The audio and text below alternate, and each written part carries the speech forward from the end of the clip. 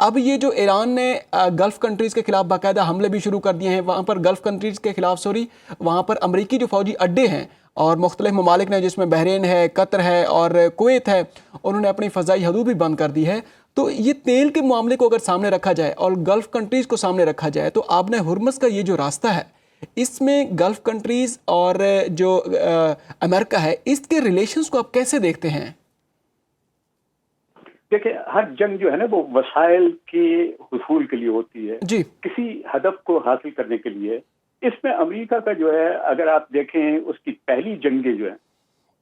اس کو بھی سامنے رکھیں تو امریکہ جو ہے وہ جنگوں میں اس صورت میں جاتا ہے کہ جب وہ یہ دیکھتا ہے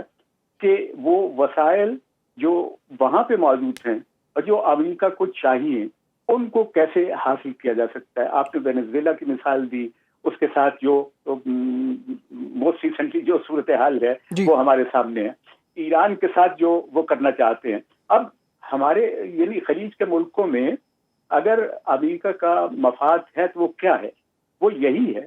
کہ ان وسائل کے ساتھ وہ اپنے ان اہداف کو ہمیشہ جو ہے اس کے اندر جو ہے وہ ایک وہ بظاہر تو یہ لگتا ہے کہ توازن پیدا کرنے والی ہوتی ہے بات، لیکن ایسا نہیں ہوتا. وہ دراصل وہ ہر چیز کا توازن اپنی جانب موڑنا چاہتے ہیں، تو وہ وسائل کی شکل میں ہی ہو سکتا ہے. دنیا کی مارکیٹ کے لیے میں اکثر آپ کے جب بھی آپ سے یہ انٹریکشن ہوتا ہے تو ایک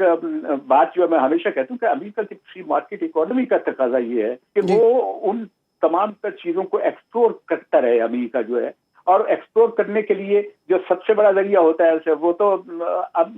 تجارتی اور ٹریڈ کے معاملات جو ہیں وہ تو ایک چھوٹی سطح ہوتی ہے. آسانی سے جو حاصل ایک بڑی طاقت حاصل کرتی ہے وہ یہی ہوتی ہے کہ دفترس ہو، اس میں کسی ملک کے ساتھ جو ہے وہ رویہ ہو کہ اس کو پہلی بنایا جا سکے. تو وہ یہ ہے کہ ایک سپر پاورز کا ہمیشہ سے رجحان یہی رہا ہے. تو اس وقت جو یعنی آپ دیکھیے کہ تیل کے وسائل امریکہ میں کوئی کمی نہیں ہے، یہ بھی میں آپ سے عرض کر دوں. یہ بھی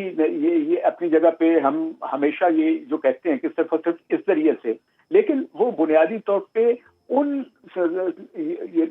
وسائل کو جو اس خطے کے لوگوں کے لیے ہوتے ہیں وہ ان کی تقسیم اپنے نقطہ نظر سے چاہتا ہے. وہ ان کے ساتھ ان کے روابط کو اپنی اسٹریٹجک معاملات کو دیکھتے ہوئے کرتا ہے، اور وہ کوشش کرتا ہے، امریکہ کی کوشش یہ ہوتی ہے کہ وہ ان وسائل کی تقسیم یا ان کے حوالے سے جو ان کے روابط ہوں کسی ملک کے، وہ امریکہ ان خواہشات کو ان کے سامنے رکھے.